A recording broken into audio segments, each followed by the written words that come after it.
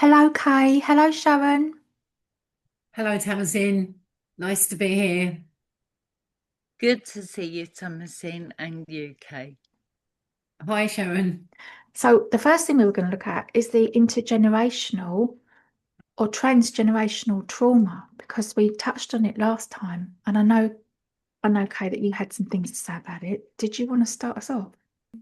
Yeah, so it kind of resonates with me, the intergenerational trauma, intergenerational stuff, really.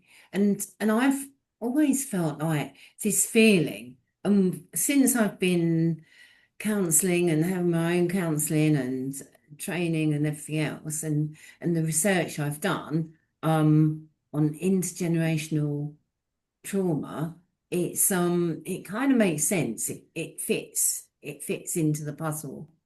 Our story starts long, like 2 or 3 generations ago.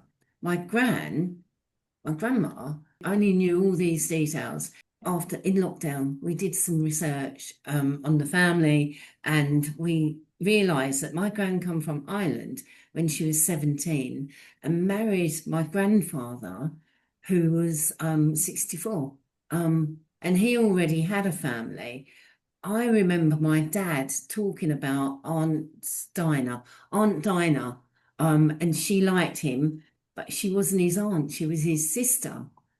So he had all this, he had a sister called Rose. He knew, but he didn't ever meet, no one ever met Rose.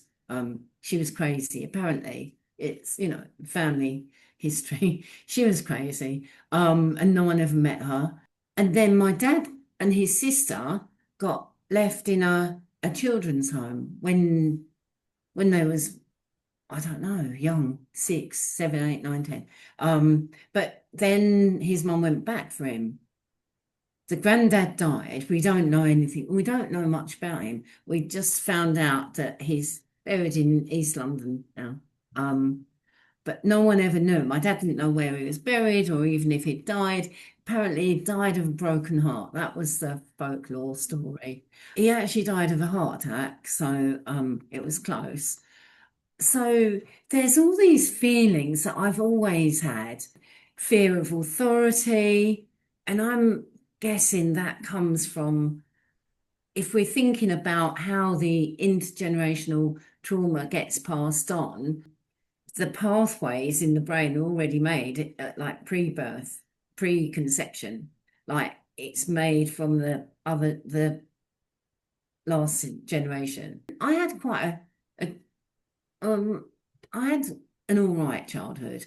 My mum and dad were, yeah, they weren't the best. They was a bit crazy, but yeah, as things go, as things were, we had enough food, we had enough money, we had enough shelter. But Would, anyway, would you say you had security?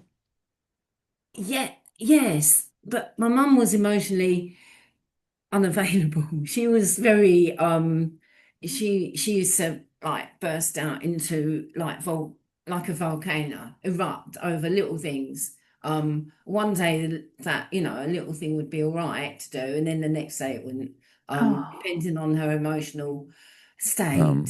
For a long time, I didn't realize I was traumatized, just like you didn't. I just was a puppet on a string in some ways, and I was successful. I was a well-respected family doctor, but I was unhappy. I felt I had potential that I hadn't even nearly touched, and I had no idea how to get there. Um, my marriage had difficulties, a lot of tension. My children were facing their challenges, and in some ways, they were even afraid of me, and Like afraid of your energy, afraid of like, afraid of my sudden outbursts of uncontrolled. I don't mean physical violence. yeah, I mean just outbursts of rage. anger. Yeah, I can relate to that. And my son Daniel, who helped me write The Myth of Normal, he says in the book that the floor was never the floor. He never knew when the floor might disappear. In other words, when the loving and devoted and playful parents might all of a sudden erupt in one of their dramas, and the kids are there watching this hurricane sweep through the house, emotionally speaking, well, that doesn't create a basis of trust or security. And it's not because we didn't love our kids. It's not because we didn't do our best, So looking at all that, at some point, I had to start asking, like you had to start asking, well, what's going on here? And that's when I started looking at what happened to me as a kid.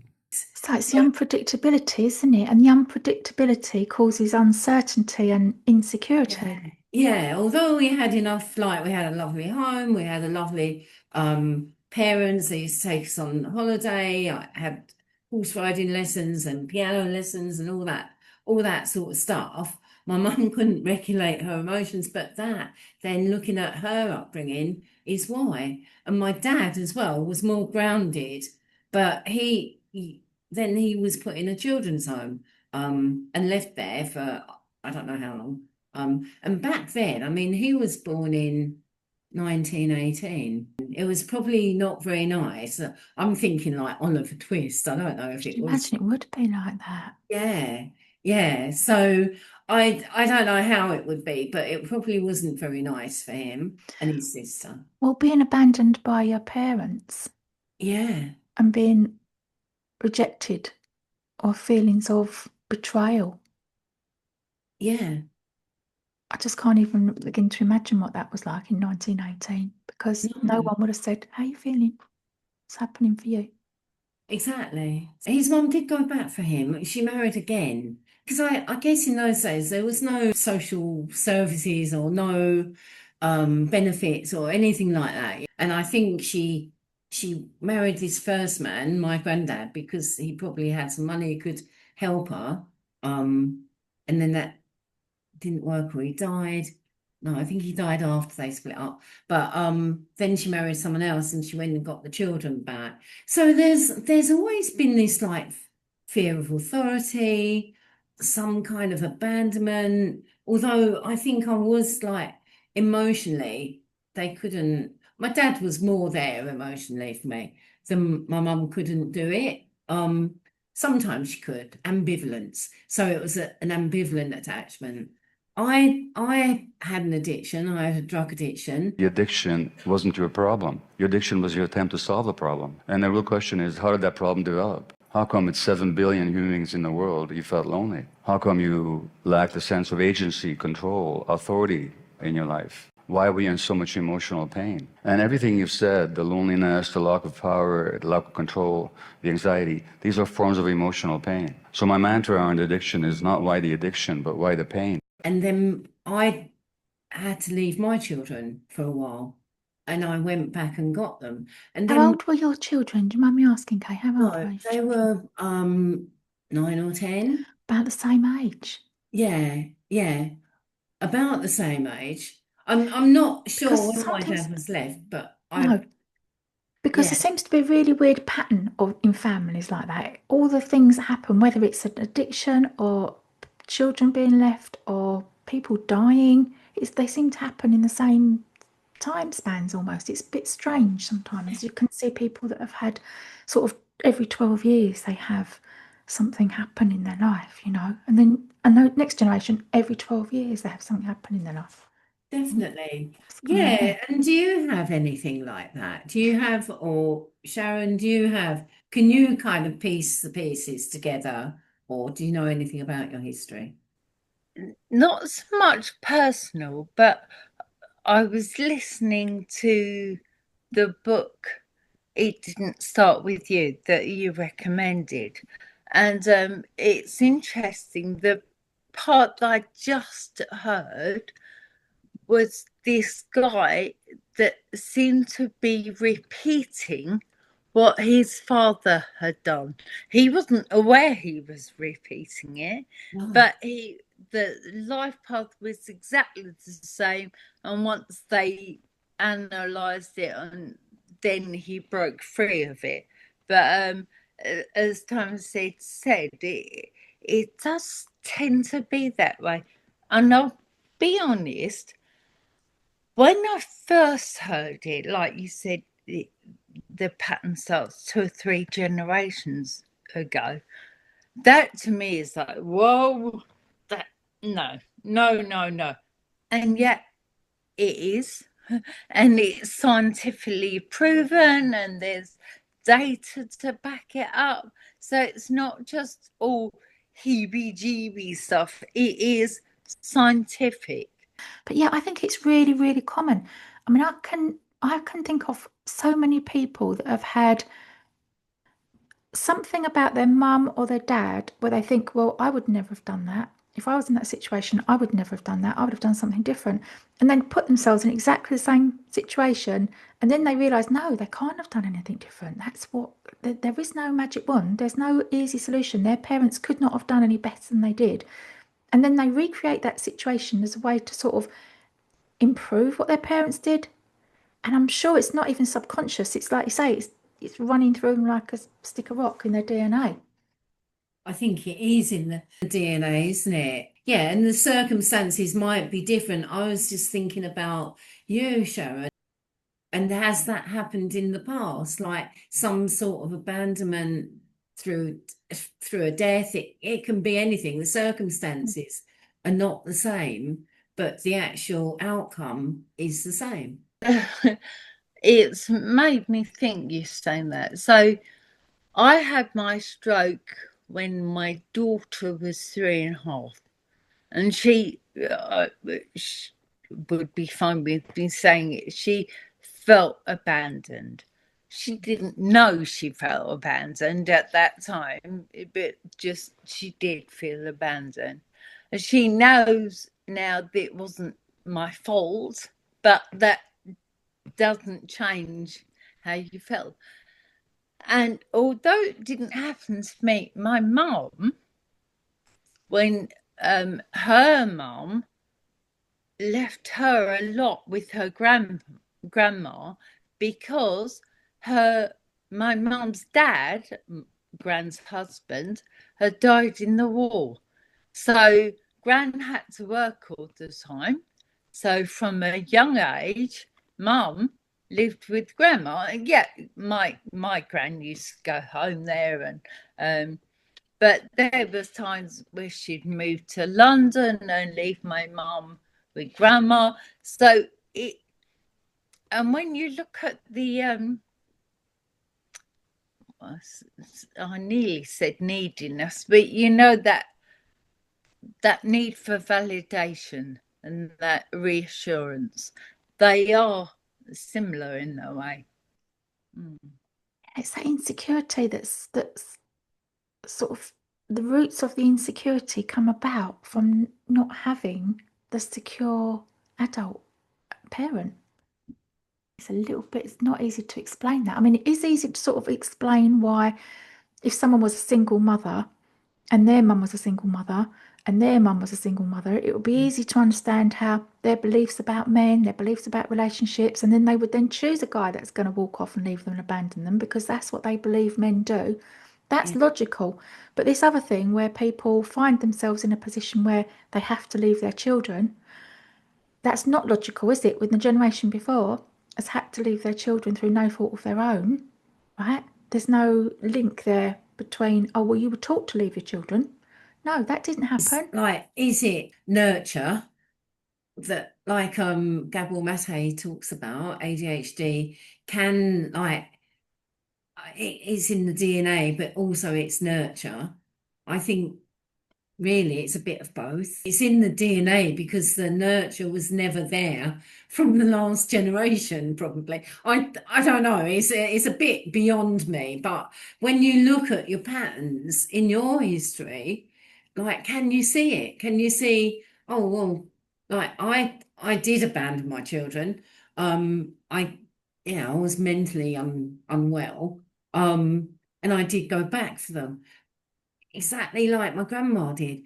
I did know my grandma. She's the only grandma I kind of knew. And she was very strict and she was very fiery. And people say I'm like her as well, because I can go into, I'm a little spitfire sometimes. I can go into battle if the buttons are pushed. And I think she was like that. So we never really she wasn't a very maternal grandmother, if you like. I don't think she was a very maternal mother, but she I feel connected to her. And there's this visualization it talks about in the It Didn't Start With You book. And it's to visualize that person from your core sentence. If you look at that, where does that crop up in your history? I feel like it's from my grandma. I wasn't close to her. I knew her. We had to sit on the sofa and be quiet, and then we'd get a drink of milk and a biscuit, but we couldn't start talking or running around. We had to like eat that and drink that and just shut up and be there. So that was my experience of her. But now I can kind of meditate or pray. It depends on your spiritual beliefs, but it's a cross between meditation and praying. And in the exercise, in that book, it says visualize the person who you feel connected to and might have the same core sentence. So I'm here to talk to you about the unexplained symptoms we inherit, the fears, the anxieties, the obsessive thoughts that we have biologically inherited from our parents and our grandparents. Symptoms we think are ours. But before I talk about this, I'd like to tell you about what led me here. My story, like many of our stories, didn't start with me. About 26 years ago, I began to lose the vision in one of my eyes. I was diagnosed with a chronic form of retinopathy, and there was no cure. And the way it was progressing, the doctors told me to expect that I would likely lose the vision in the other eye as well. And faces were now a gray blur and road signs I couldn't read. And everything I tried, hands-on healing, supplements, juice fasts, all seemed to make things worse. My worst fear was coming true. I'd go blind. I'd be unable to take care of myself. I'd fall apart. My life would be ruined. These sentences would serve to be the key to my healing. I just didn't know it at the time. They echoed traumas that had taken place in my family history long before I was born. So here I was. I'm losing more and more vision each day. I'm terrified. I'm desperate to make sense of what's happening to me. I leave my work. I leave my relationship. I leave my city. And I go on a search for healing, a search that takes me halfway around the world, as far as Indonesia, where I'm learning from some very wise spiritual masters, spiritual teachers. I'm sitting at the feet of gurus. I'm chanting, I'm fasting, I'm meditating for days on end. One time I sat on a cushion for 3 days and nights without blindfolded, earplugged, 72 hours, no sleep, small bowl of rice in the morning, water, to come to know the madness of the mind. That was the goal. I discovered the madness of my mind was worst case scenario thinking. That if I could just worry hard enough, I could insulate myself from what I feared most. So it was during this time that I had a satsang, a meeting with a spiritual master, and I waited in line all day, and at 8 hours, and by the time I get to the front of the line, I'm thinking he's going to commend me for being this awesome meditator. Of course, I'm just moments away from total enlightenment. But instead, he looks right at me. Actually, I should say he looks right through me. And he could see what I couldn't see. And he said, "Go home and call your parents."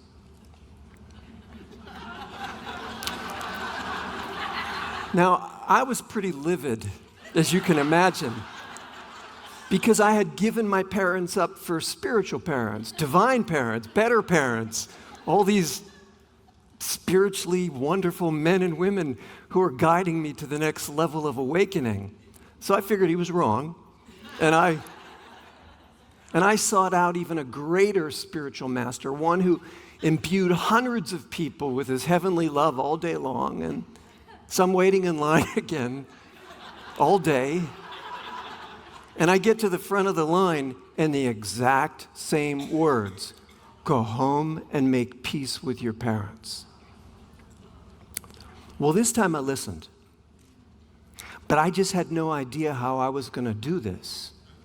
My relationship with them was entirely broken. In order to heal with them, I had to heal the inherited family trauma, though I didn't know it at the time, all the anxiety that I had inherited from my grandparents, who were all orphaned in some way. Each of them lost their moms when they were infants. Well, 3 of them lost their moms as infants, and 1 lost her dad at 1, and ultimately her mom's attention because her mom's grieving. Depression or anxiety or anger or authority. I've always not liked authority. I'm a rule breaker. I'm not a rule keeper. So that's my core sentence, really. Like fighting against the system, I suppose. Feeling of resisting authority links into the contra will or the counter will of someone with ADHD. Because with someone with ADHD, and you tell them what to do, and they have that reaction and that resistance. Do you think that links in with that? For me, it does, and perhaps it does. Perhaps it does link in with ADHD. I've never heard that term, the core sentence. I thought, is this something in this book that's mentioned? And I haven't picked up on this. It is something in the book, yeah. Something in that book, okay. It's in I will read it, I promise. The person that you think has your, for you, Sharon, it would be your mum, would it? I think my mum had it from her mum. Oh, her mum. My daughters had it from me. Okay, so you and your mum have the same belief. I don't know what your core belief or sentence would be. It's a feeling. It's a feeling of fear, anxiety, that you have on repeat. It keeps that repeat feeling that, I felt that feeling before, but I don't know why I felt it. So fear of poverty or fear of scarcity or fear of abandonment or fear of rejection or fear of not being accepted or fear, that sort of thing. I have all of those depending on what day it is. So I haven't got a core one. I haven't got one, but I can be triggered. It can go away for years and not come up. And then you find yourself in a situation where you're reminded, hold on, and then suddenly it will come up again. The feeling will come up again. Is it that? The feeling. Well, for instance, if I was suddenly scared that I was going to be homeless, or if there was some threat to where I was living, I would have so many memories of being homeless in the past and in my childhood that feeling of being rejected by society completely rushes in, not just not having anywhere to live. It's like a core, that I suppose that's what you're talking about, that core sentence that rushes through, makes you feel terrible as a person. If this thing happens, I'm just going to be shunned. I'm not going to be worthy of anything. I'm going to be, in a really awful place. How do you feel when you think about, what if I did get evicted, or I didn't have anywhere to live, and then no one would want to help me, no one would want to know me, I wouldn't have any base, I wouldn't have anyone know, I'd be on my own. Then I would feel invisible. I would feel unworthy of people helping me. I would feel, well, I don't really have a right to exist here, and that's the feeling. And then you just sort of vanish and disappear, and you have to bring yourself back from that. So unworthy, really. Would you say that encompasses all of it, or the bottom line? I think probably, yeah. The bottom line is undeserving, not worthy, not recognised, worthless. Yeah, really, absolutely. You're meaningless and worthless. Okay, no good to no one, no hope, no worth, No, even though none of that is true. And I know logically none of that is true because of all the Yeah. work that I've done and I know what I'm worth. But yeah, that's the feeling that can wash over you with the threat of being in a vulnerable position financially. So when you think about your history 2 or 3 generations ago, do you know that there was any scarcity or? Yeah, there was always scarcity. There was chaotic because my mum, and I don't even like talking about her in these terms now. She's dead, she's no longer with us, but still it feels like, oh, I don't want to say publicly about her, because she's got relatives and people don't want to hear this awful stuff about her. And there's that element of not misplaced loyalty, but being aware of the trauma that she had as a child and her parents' experience and the war and people dying and her grandmother, and they had, again, all the trauma went on for generations, and it came out in my mum in that rebellious attitude of, well, I'm not staying here to put up with this hardship, I'm going to go to London. So when she was 18, she went to London from Bridport down in the West Country. She left there, she's 18, so she was born in 1935, so this was what's probably early 50s, was it? Yeah, it would have been early 50s. And she went to London, and this is the story that she told. She went to London and she got off the train, and there was this guy that had been sitting opposite her, and he had a white rabbit's foot, and he dropped the white rabbit's foot on the platform of the train, and she bent down and picked it up and gave it to him, and they went off for a drink, and 6 weeks later they got married. But he was an alcoholic, schizophrenic, and he used to go out and hold up the bus stop with a banana under his coat. He'd been blown up in the war and he'd had his job. He'd had a really, really chaotic. And naturally, my mum bumped into him, got married to him, and had a child with him. I mean, and then the drama continued. None of this ended well. But from the time that she split up with him, her life was one permanent source of not knowing where the money was coming from, not knowing where the housing was coming from. Okay, so do you think like you can work out who that person is or group of people that has the same that those feelings come from? Is it your mum? Is it your grandma? Is it? Yeah, it's probably all of them. So the group of people. So you could do this with a group of people, visualize this group of people and remember them. I meditate or pray and connect with my grandma. And then although I wasn't close to her, I feel really connected and close. And I remember her with love. And I asked for protection from her. And I feel like she's protecting me. But the visualization is that it's like to visualize either the group of people or the person you feel like this core sentence has come from, and then remember them with love and breathe in the emotions of love, connection, and protection from these group of people, the person that you feel the core belief or sentence comes from, and then you breathe out the emotions of fear, intense, and so the intensity every time you breathe out the emotions of fear or feeling worthless, or whatever it is you're feeling, breathe out those so you dial down the intensity to 0. So does that make sense? Perfect sense. Thank you. And also there's this idea, and we were talking about this the other day, of visualizing a color when you breathe in and visualizing a color when you breathe out. So you can breathe in the pink and breathe out the green or whatever color. Definitely, it is a little bit like that, actually. It is like you're breathing in the good and you're breathing out the bad. And so those feelings dissipate a little bit. The feelings of unworthiness and scarcity and everything else that you feel kind of dissipate. And it's not you, and it's not your fault, and it's not your mum's fault. It's just that's how it was. But there was a long time of people blaming my nan. She was awful. She was horrible. She was the harsh one. Loads of people. Well, it all came from her. No, it came from her mum and her mum. Definitely. So you might connect with your gran or your great gran, even if you didn't know them, because they might have felt the same as you. Because that feeling of unworthiness, people get fierce and they battle against it, don't they? These feelings, and they fight for, I am good enough, for people to know that they're good enough. It's not anyone else's business, really. It's just your business. And as long as you know you're good enough, no one else really matters. Well, I'm just taking on board what Kate just said at the end there.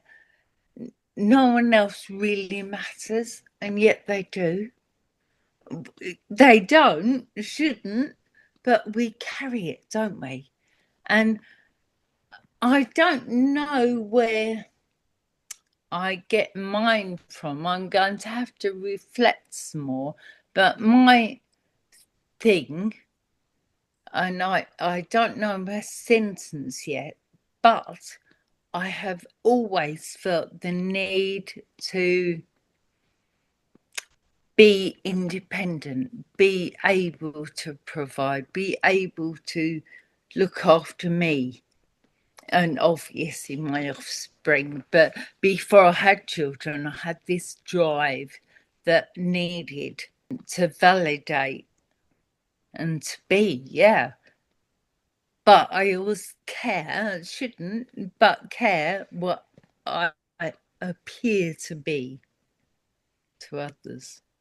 I mean, I remember being on free school dinners for a little while because Dad had lost his job, so maybe that's part of it. So it's the shame that comes with that, the deep shame that says you're not as good as everyone else because everyone else is paying. Definitely. Everyone else hasn't got anything wrong with them because everyone else is doing everything that's expected. Everyone else is respectable. Yeah. My house, it was a nice house, but it wasn't as nice as some of my peers, and they had their own homes. We didn't. That, yeah, is funny, that need in me to, own my own house quite young. There's definitely a drive from somewhere.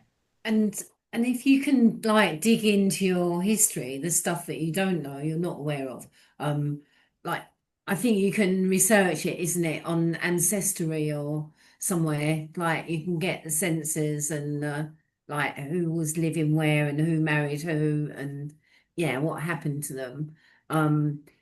If you can, or if you can get like the family stories from other living relatives, it helps put the puzzle together. Back in the day, people would lie about who was living there. They would lie about their jobs. They would upgrade themselves.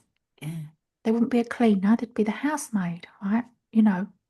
It feels like, Sharon, that there's like your core sentence is something to do with shame, but I feel like we all have that intergenerational shame. No one wants to hold on to the shame. It's like a hot potato. We want to throw it to someone else or project it on to someone else. Yeah. 100%. And there was something else I was thinking about as well before we sat down, was this idea of self-sabotage. I know it's sort of off the subject, but it seems to be a really common trait of people with ADHD. They do these things which apparently are sudden or impulsive, and it turns out to be an act of self-sabotage because they're putting themselves in a lower position than they would have been or something, and then they've got an excuse as to why. Like, for instance, and I'm probably going to have to cut this bit out, Sharon eating her sandwich before our first podcast, like, that is an absolute act of terrorism against herself, isn't it? Definitely. Yeah. And then, like, today I was making a coffee last minute. I'm like, what am I doing? I'm doing the bloody self-sabotage. I'm going to be late. I don't need another coffee. I've got 2 coffees on my desk. I can drink a cold one. Do you know what I mean? And I made that link between self-sabotage when I was studying and I was doing work with the Open University. You had to post the work off, and there was a deadline. There was always a deadline. They'd say to you, you'd know a year in advance. You're going to be needing this at the end of January, this at the end of June, right? You knew when. And I would find myself the Friday night before, it had to be there. That was the last posting date for it to get there on time. Run into the postbox and putting it in. And it just dawned on me. I had this one of those strange moments as I saw my hand posting the envelope in. I thought, what am I doing? Why am I doing this? I could have done this last week. I could have done it the week before. Why would I create this level of drama and scared of I'm going to fail and I'm going to fail everything and my whole dreams and plans for the future are going to go? And why am I doing this? And I recognise the self-sabotage coming up. I'm like, oh, hold on. If I give myself an excuse to fail, then I can't be found to be not good enough. If there's a reason, oh, because I was so busy, I couldn't get that done in time. So therefore, it wasn't my fault that because do you understand what I'm saying? There was no, well, I can't be measured fairly here because these things happened. Whereas if I'd put it in the Tuesday before and the teacher's got plenty of time to mark it, I'm going to be found wanting if I'm not good enough. It's strange, actually, that you've just described Maya, my daughter, all over. She's always last minute. And like you say, it's almost, when you think it through, it's like, therefore, there's a reason that you didn't do well. And they're valid reasons. And the other thing I think, I know I do if I'm impulsive. I think, right, no, I can't be impulsive. Think it through. Think it through. Don't jump in. But what I do is then think of all the reasons why it makes sense. And then jump in, make a mistake, and afterwards realise that actually I looked for the reasons to and didn't look at the reason not to. Talk yourself into doing something that felt like a good idea at the time. I call it jumping before you're pushed. Because I feel like I do this, jump before I'm pushed, because I think I'm going to be pushed or found out or I'm, not good enough. And so I'll jump first. Yeah. But the self-sabotage is very, very powerful, isn't it? As a way to keep yourself in a place of where you can't then risk being not good enough because you've already made yourself not good enough. Sort of. Definitely, because if you do it's okay. If you've done, like I said, if you jump off the cliff before you're pushed, I've just done it to my blinds. I've just destroyed them. My lovely, really expensive blinds. I've destroyed one. Why? Yeah. Why? It was damaged. The guy come round. He told me he kind of fixed it. There was some Velcro on the window frame. I was trying to put a aircon pipe out the window and seal it up. So I left that on the window frame, and as the blinds have rattled in the wind, keep catching because they're like vision blinds. They're quite delicate, so they frayed. So he come around, told me what to do, and I had to put sellotape. And I thought, I'm not going to be able to do that. I'm going to mess that up. And I did, because I tweaked it. I didn't put sellotape. I got this really sticky, transparent tape that sticks onto fabric. So I was like, this is a bit ADHD as well. Sellotape's not good enough. I'll have to get something else that would help me. What is that all about? Why do we do that? But it was so gluey, and then I tried to get all the glue off, and I've just split all the material. Was there anything stopping you from saying to him, I'm not very good with sellotape, I need some help? I did. He asked if I had sellotape, but I didn't have any sellotape. Was there anything stopping you saying that and saying you need some help? Yeah, because I thought surely I can stick a bit of sellotape on there. But in my head, I knew I couldn't. Oh, it's that. It's not asking for help. You're on Sharon's train over there with her hyper independence and having to do everything for herself. Yeah, I am. I'm like, you didn't want to say, I'm no good with sellotape. Can you do it for me? I could have nipped out and got a bit of sellotape and gave it to him, couldn't I? When I think about it, there was like loads of things I could have done.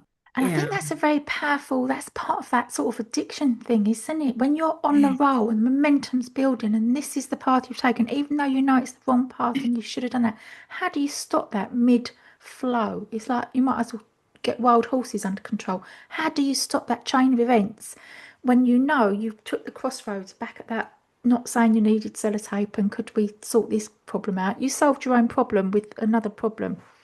Yeah, I did. And it wasn't the right thing. It was the wrong thing.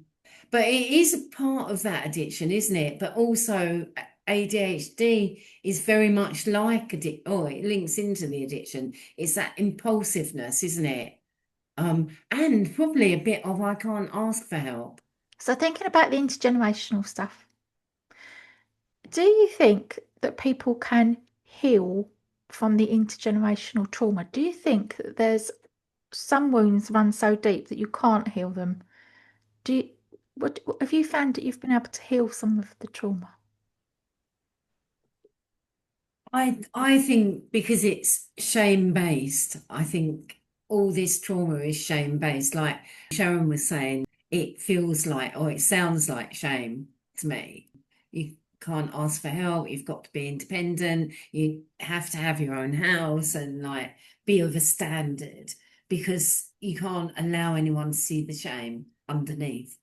And I don't think you can heal. I think the scar, if you like, the crack is always there, but you get growth around it. So the weeds grow around the crack, but the crack is always there. What do you think, Sharon? At first, I thought 100% you can heal. But I think Kay's right. The crack is always there. And you learn to understand. And from there, you can grow around it. So, yeah, the crack is always there. And it has made you who you are. And that's okay. So then work with that and grow around it. Yeah. Trauma scars, I think, are very similar to the ADHD in that you become more aware of them. And as you become more aware of them, you learn how to live with them and learn how to cope with them. And so you learn strategies to not be affected as deeply by them.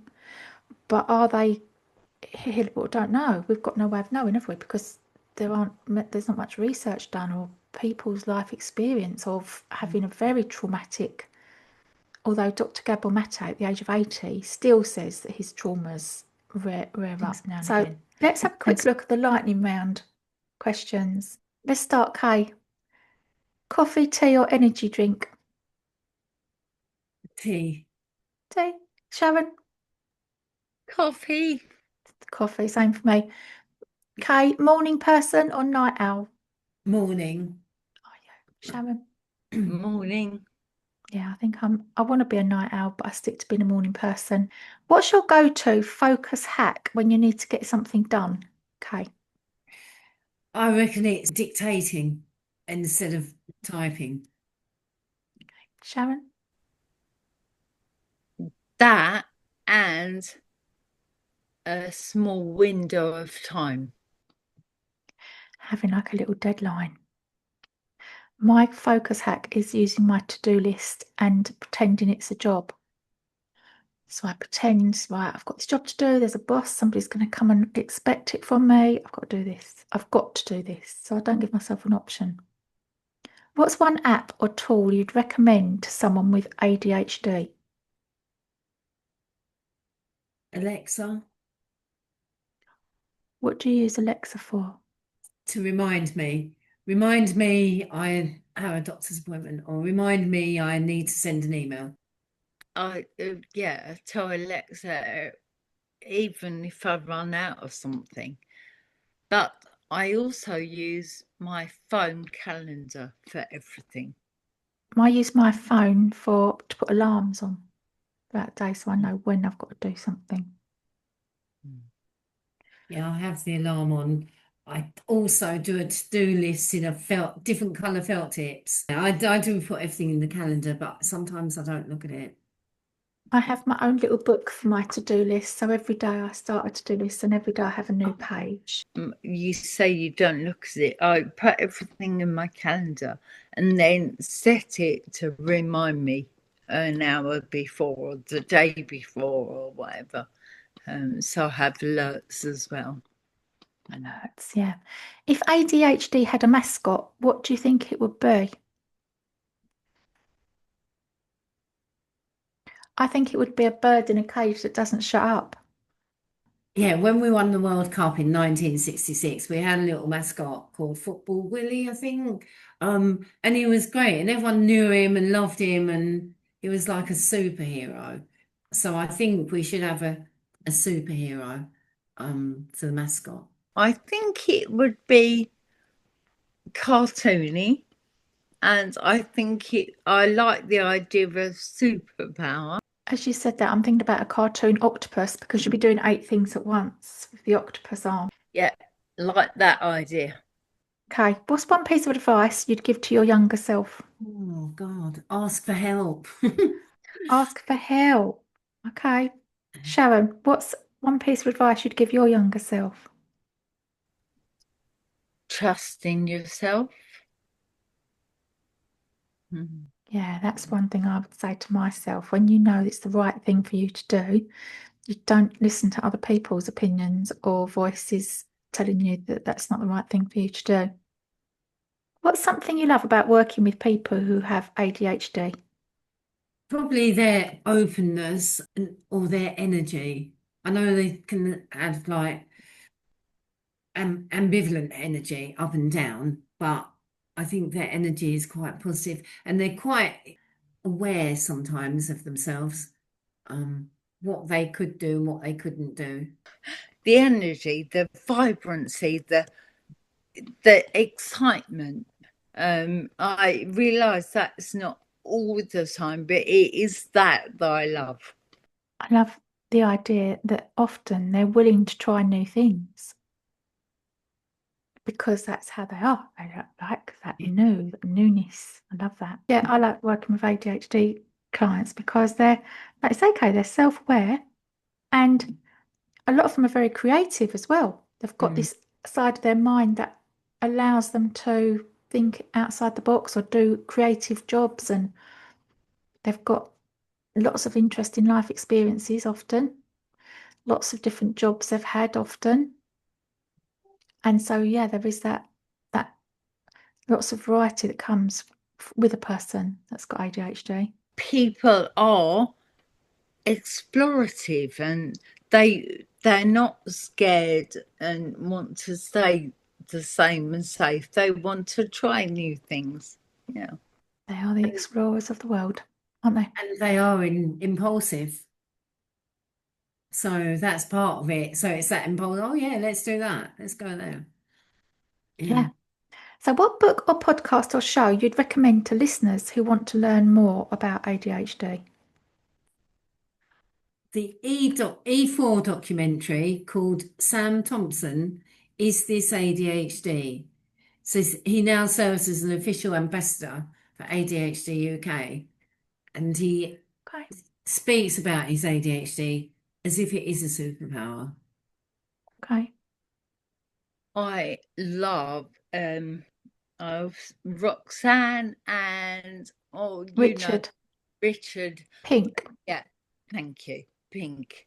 I love their book, Dirty Laundry. That's excellent. But also I follow them on TikTok now.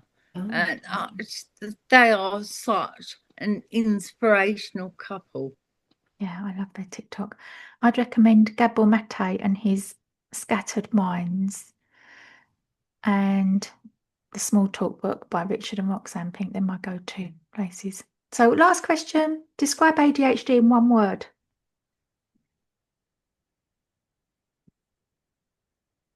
I'm going to say fragmented.